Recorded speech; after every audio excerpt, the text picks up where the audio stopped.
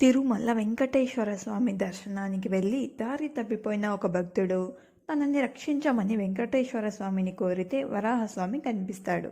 ఎందుకో మీకు తెలుసా? ఒకానొక కాలంలో తిరుమల శ్రీవారిని దర్శించుకోవడానికి ఒక భక్తుడు కాలినడకన తిరుమలకి బయలుదేరుతాడు.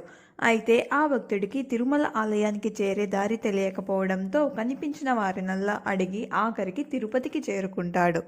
అయితే అప్పటికే ఈవినింగ్ అవ్వడంతో త్వరగా స్వామివారి దర్శనం చేసుకోవాలని పరుగు పరుగున కొండ ఎక్కడం ప్రారంభిస్తాడు. అలా ప్రయాణించిన కొంతసేపటికి చీకటి పడటంతో దారి తప్పి అతి భయంకరమైన శేషాచలం అడవుల్లోకి చేరుకుంటాడు. ఇలా ఎంత దూరం నడిచినా స్వామివారి ఆలయం కనిపించకపోవడంతో ఒక్కసారిగా భయం వేస్తుంది. ఆ అడవిలో ఫుడ్ వాటర్ లేక అలసిపోయి అవస్థలు పడుతుంటాడు. అప్పుడే అడవిలో భయంకరమైన క్రూర మృగాల అరుపులు వినిపిస్తాయి.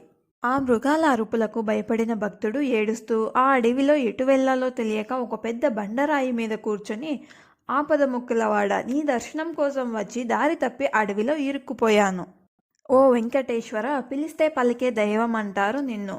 నువ్వే నన్ను కాపాడకపోతే ఇక నాకు దిక్కెవరు అంటూ బాధపడిపోతూ ఉంటాడు. అప్పటికే 2 పెద్ద పులులు ఆ బండరాయి చుట్టూ తిరుగుతూ పైకి రావడానికి ప్రయత్నిస్తూ ఉంటాయి. సరిగ్గా అదే టైంలో ఆ భక్తుడికి ఒక విచిత్రమైన శబ్దం వినిపిస్తుంది.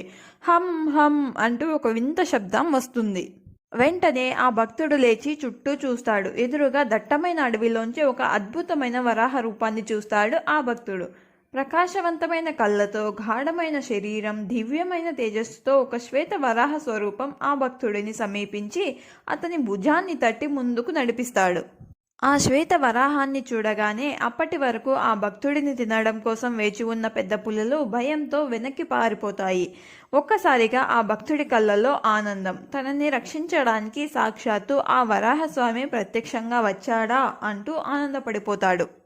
ఆ వరాహస్వామి దారి చూపిస్తూ ఆ భక్తుడిని అడవిలోంచి బయటకు తీసుకుని వచ్చి వెంకటేశ్వర స్వామి ఆలయం దగ్గరికి రాగానే ఆ వరాహ రూపం ఒక్కసారిగా కాంతి రూపమై ఆకాశంలో కలిసిపోతుంది.